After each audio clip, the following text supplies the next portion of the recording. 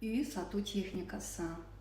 Көптеген адамдарға үйін оңай жеңіл сатуға көмектескен керемет техника. Егер сіз үйіңізді көптен бері бағасын түсіріп сата алмай жүрсеңіз, осы техниканы жасаңыз, үйіңіз сатылып кетеді. Не істеу керек? Біріншіден, керісінше сіз үйіңіздің бағасын өсіресіз.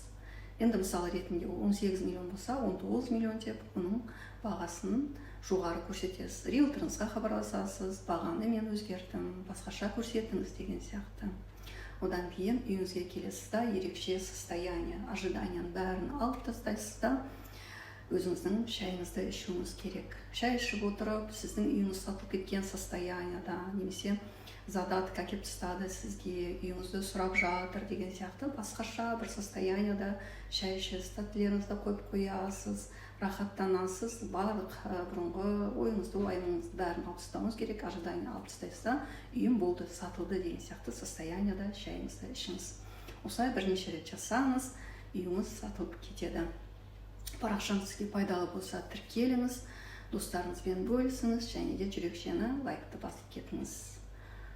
Әрине, ақылға сыйымсыз деп ойларсыз, бірақ өте үйіңіздің сатылуына көмектесетін